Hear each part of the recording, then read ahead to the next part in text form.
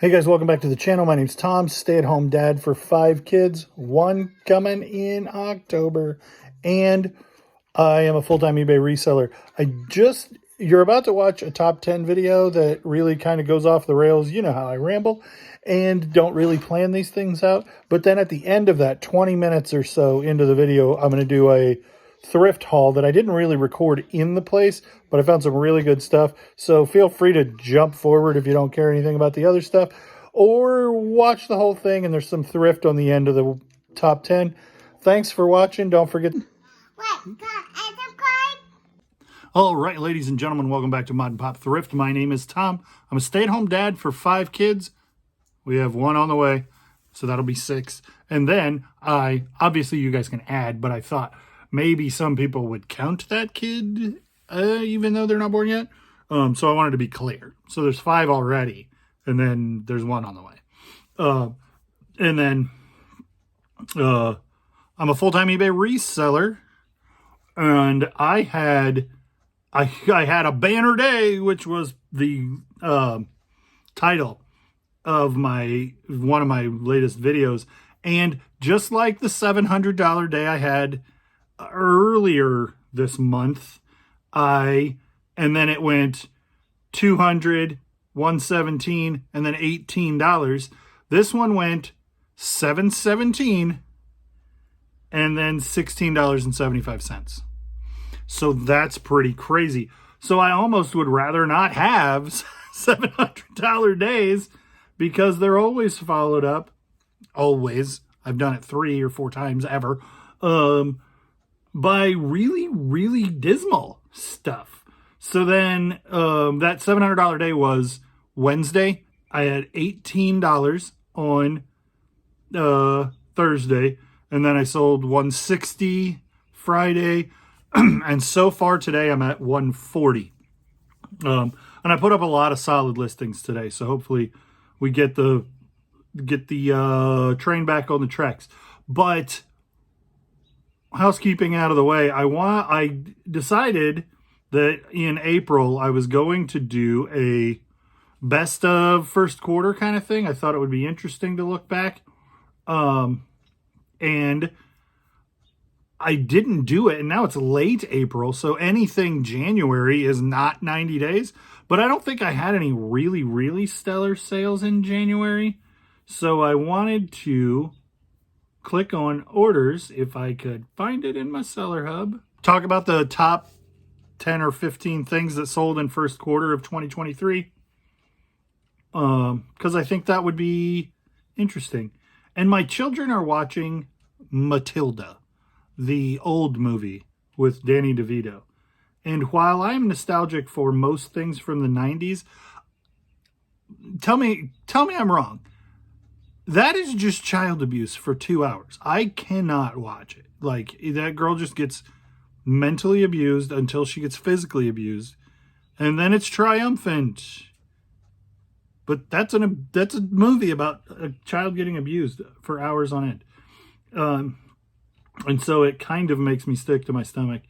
But my wife finds some redeeming quality in it, and I'm not going to tell my kids they're not allowed to watch it because I find it distasteful, because I don't think it's harmful. If I thought it was harmful, if I thought it was really bad, I would be like, hey, I don't want you guys to watch this. But I don't feel like it's that. It just really makes me heebie and jeebie.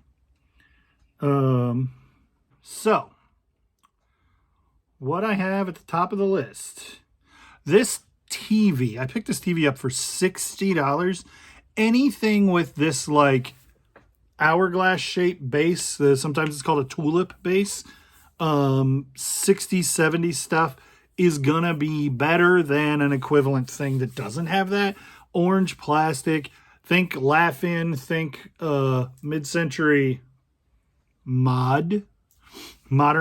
That stuff does really well, and I used to focus on it really heavily, but I paid $60 for this TV, and everybody at the sale was kind of laughing about the price, and I was like, I will take it for that. I'd actually called the estate sale company and been like, hey, how much is that going to be? How soon can I call with a credit card and buy it? And it's a company that has my credit card on file, and they said, well, if it doesn't sell in the first half hour, we'll just mark it as sold and put it on your tab, run your card for it. And I'm like, that would be perfect. So it sold for $169 plus shipping, but the buyer was all in at $250. So it cost quite a bit to ship, but it was going to France. So it arrived at the shipping hub, but has not yet arrived with the buyer. Brass trains. This thing sold for, I picked it up at a sale. The guy had a bunch of stuff in his yard. He is a reseller and didn't know what he had, and I didn't know what he had either, but I suspected it was something good. And this was a train that had, like, the internal parts were brass, which is a big deal for train collectors, evidently. This was from a company I never heard of called KMT, and it had the box. I paid $30 for it. It sold for $199 plus shipping. The buyer was all in at $230 on that. Steel as a brand is generally super duper good. Something you want to keep an eye out for. Steel branded anything will sell. It's high-end yard equipment. The main thing that people think of with steel, or at least me, is chainsaws. But they also make leaf blowers and weed eaters and small engine yard work things. They're kind of the commercial grade of that stuff. So you guys saw that just the other day. I picked that up for, and I guess this wouldn't count for first quarter because that didn't sell during first quarter. Actually, that TV didn't either. So that's not top 10 first quarter. The only one of those was top 10 first quarter was that train that is the very end of first quarter, March 29. But you guys saw that steel brand thing. That was sold for $169. Buyer paid $228. Shipping to Iowa. Some good money on the shipping too. It was a pretty sizable box, and it was a little bit of a bear to figure out how to tear it down, but it worked. The monster movie masks. This Nosferatu is a really popular mask. I still don't know how much this thing's worth, but I put $180 on it, and it sold in minutes.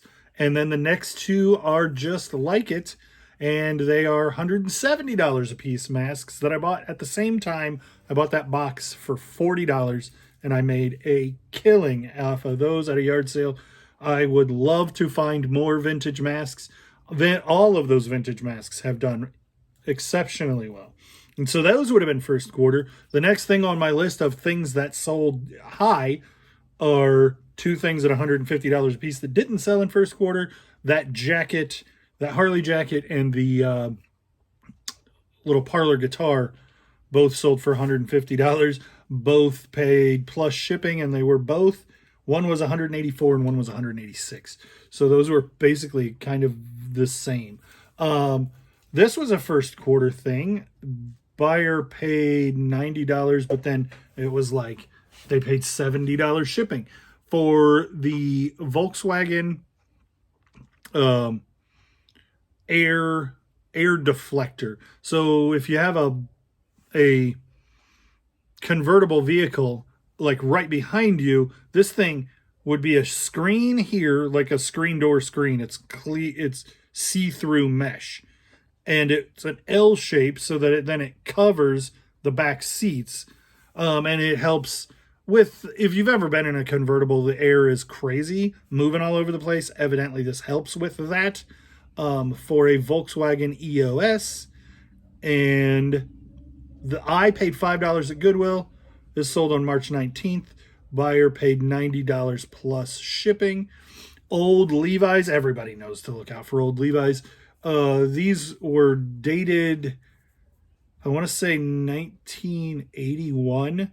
They were bell-bottom Levi's, number 684.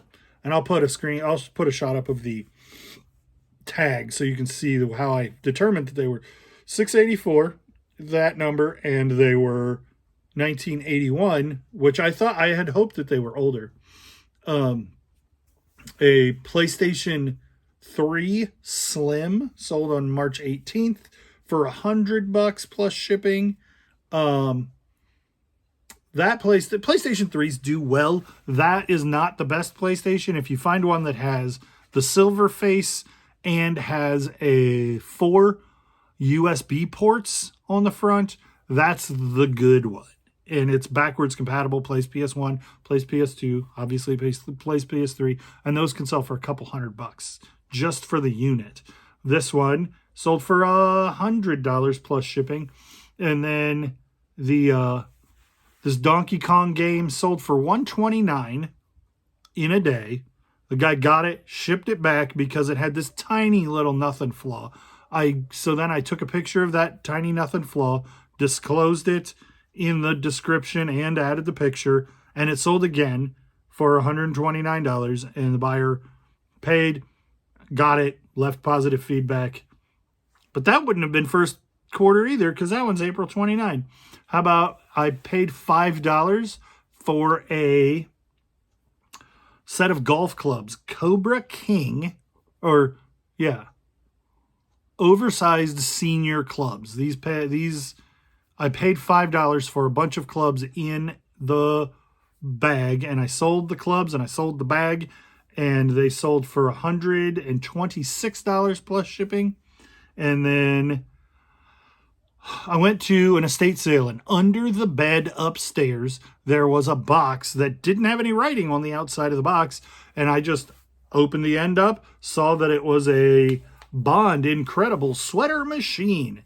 New, never opened, and I was like, I've never heard of that. Let's see what it is. I comped it. Mostly I was curious what it was. Turns out it's a thing that, like, you feed yarn in, like a I don't remember what they call the thing.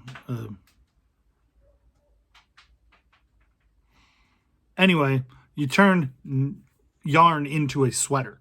And so it's for making a sweater yourself at home. Sold for $124, free shipping, and the person lived in Kodiak, Alaska, and it took forever to get there. And they have a post office box, and I had set this up to ship UPS, because big things, I always ship UPS because it's cheaper in the continental US. I don't know what the charge would have been to ship it to Alaska, but to a P.O. box. And a bunch of people were like, well, this is what you do if somebody's trying to send it to a P.O. box. But eBay wouldn't let me print a UPS label. So I would have had to gone through Pirate Ship and figured out the UPS label. And what they said was you could change the address to, like, the address of their post office, and then put, like, sweet whatever their post office box number is. I'm like, I'm not trying to do all of that. I'll just send it parcel select ground.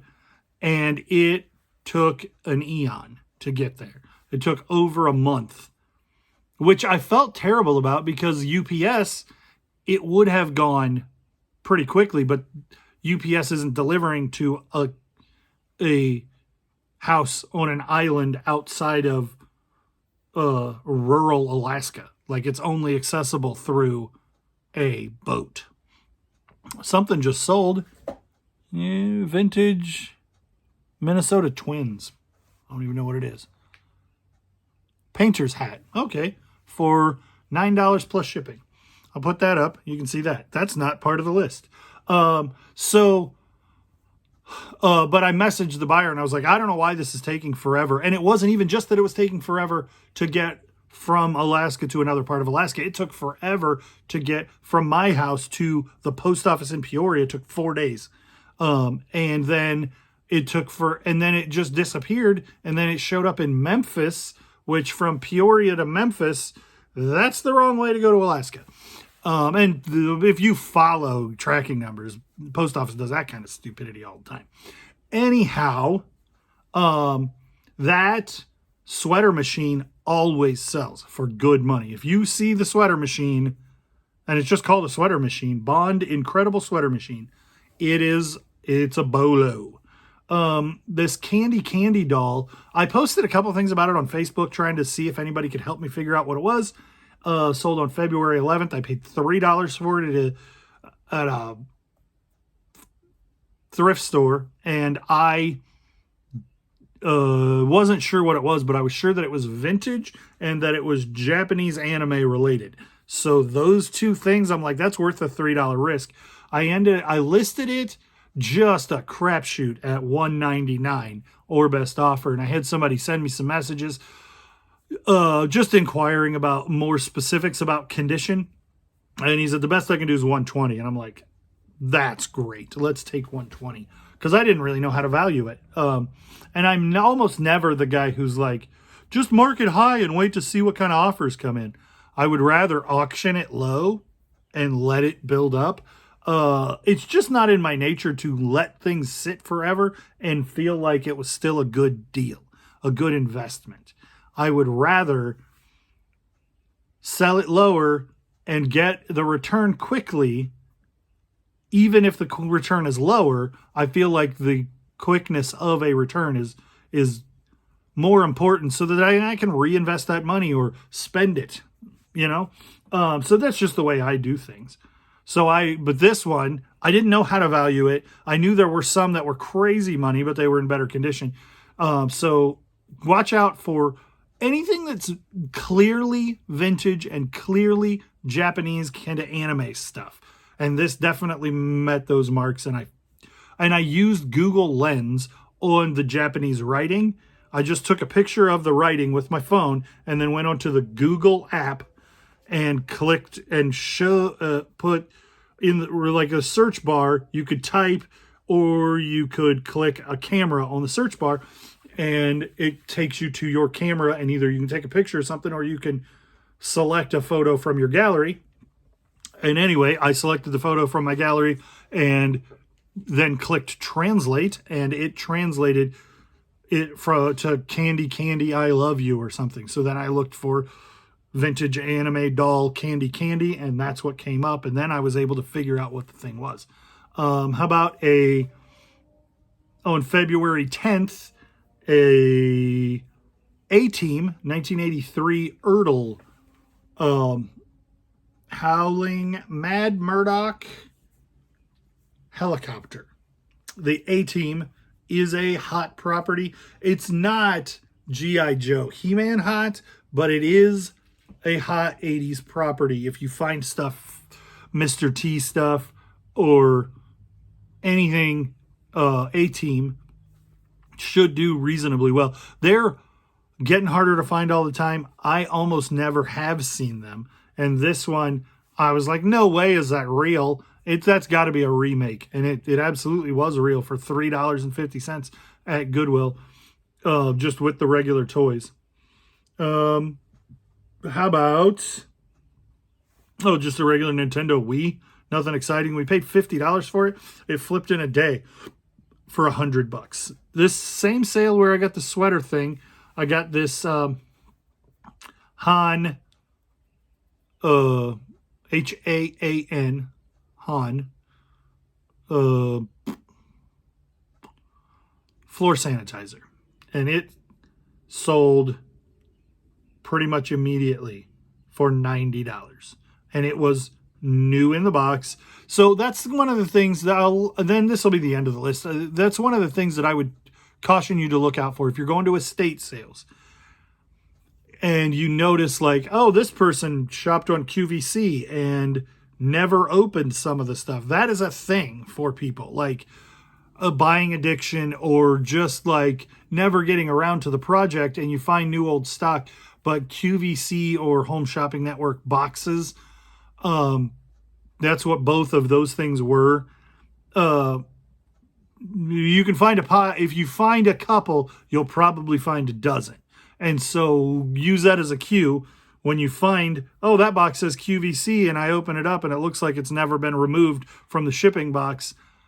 I should open boxes and make sure there isn't a lot of new old stock stuff that they ordered from Home Shopping Networks or of some variety. But that steamer mop sold for $90. I think I paid $10 for that and $12 for the sweater machine, something like that. And so those did stupendously well. Some more masks, some Bose speakers. I kind of wanted to do a top 10 at the end of first quarter, and I never got around to it. And right this minute, I had them in it in front of my computer, so I thought I'd make it. Let me know what you think.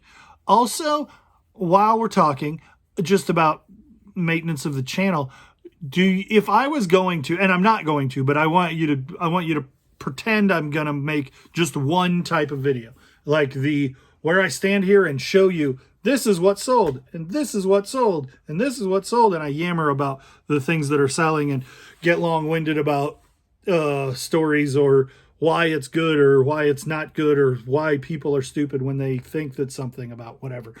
Those videos tend to do fairly well, but I think that people comment a lot more on the videos where I am at Goodwill. So if I was going to only do like Thrift with Me videos, would you rather I do just Thrift with Me videos or just what sold videos? Which do you prefer? If I was going to, because I kind of, when I'm thrifting, I kind of get away from doing the what sold videos because I'm outsourcing and I'm not, and I got to ship stuff right away because I spend so much time outsourcing that I run out of time to ship things slowly enough to make a video. And so I want to, if those are the videos that you guys enjoy, I want to make sure that I'm doing them, but they definitely fall in priority because it's easier to make a video while I'm thrifting than it is to make a video while I'm shipping. It just takes more time out of what I'm doing, and thrifting is not as time sensitive as shipping.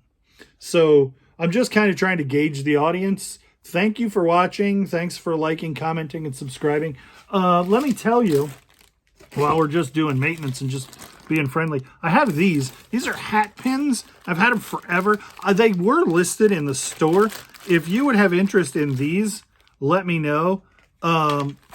Or stickers. If you guys are interested in stickers or hat pins, that I just ordered them off Sticker Mule when they sent me a coupon for cheap stuff. I'm like, oh yeah, I'll buy those. I have a logo. I can make a hat pin, but I don't do anything with them. I meant to send them to a couple of recent people who placed orders, like viewer sales, and I definitely would, but I couldn't find them forever, and then they just turned up the other day, and I'm like, oh crap. So like, I feel like I owe them to a couple of people, but if you have interest in a Mod and Pop thrift hat pin or giant sticker, let me know. All right, thanks for liking, commenting, subscribing, watching, and all the things that you do. We'll see you on the next one. Okay, so I don't know why I didn't make a video in there, but me and Evie just left Goodwill. Oop. This one that we always come to. Evie was going to say hi, but then I turned the camera off. Tell him hi, baby. Hi. My name is Evelyn. I love my dad so much. Okay, whole bunch of goodies. I think that this is for Nintendo games. For $5, say, I was thinking it was cassettes, but it's too deep for cassettes. It's almost too deep for CDs. I'm not sure it's wide enough for CDs. I don't know. For $5, I wasn't leaving it there. Catan. The only one that's really worth flipping is this $1.55 dice, but the other ones, my brother and his family play Catan a lot. These bats, I don't know what they were worth, but at $1.50 for Louisville Slugger museum bats, I'm gonna pick them up, and if I gotta lot them together to make my money back, I'm sure I can. This $14.99 is more than I like to pay for clothes. But Vince Carter vintage Nike jersey, I don't know what that's worth, but Vince Carter, absolutely the man. These are some Caleb cons, kid stuff. This 45, it's outdated by a long shot, 2008. So I don't normally pick that up, but $1.50, I still think it's a good flip. This one is 2021, and at $1.50 is definitely a good flip. This, I was a little bit surprised at. I didn't open it, so it might not all be there, but it's $25, $30 if it's all there. And it does appear to all be there. Evie wants to say one thing. I got a book, and it's a big book, and I want to take and Bake book, right? Is that what you're saying it is? A baking book? yeah, and look at all the pictures. Cool. And the pictures are very good. And then we have Bradley University Champion New with Tag. Bradley's the local university that'll do well. Old Lee Nutmeg, Detroit Red Wings. And then a bunch of this Wisconsin stuff, new with tags, half price because it's the pink tag. So that's new with tag, men's dress shirt. This is a new with tag Wisconsin jacket, half of $10.50, so $5.25. Another jacket that was $8, so like $4.20, and that one might not have been new with tag. This VCR was $5. This has really high sell-through rate on this model number, but I think this isn't the correct remote for it, but it might still work with it. I'll have to do a little more research and figure out what's going on with that. Nothing wrong with a little plush Kermit, and then Hank the octopus from Finding Dory, which is kind of a rarer thing, not super valuable, maybe $20. Evie got this Minions umbrella, and then this is the piece de resistance. Honestly, I don't know who Travis Scott is, other than a kid who wears clothes, and then those clothes go up in value significantly. $4.99. Sunrise turquoise is a good brand. This is double stitch on the bottom, single stitch in the sleeve and shoulder, and it says it's a 2X. It looks real boxy. This is your thing to look out for. This American Thunder, almost no matter what the front print is, it's gonna be valuable if it has this on the back. If this one's cut tag, really a cool shirt no matter what, but evidently the one with the black cat is the one that Travis Scott was wearing at a concert, and that made this more valuable. So this is about a $200 shirt. Wait,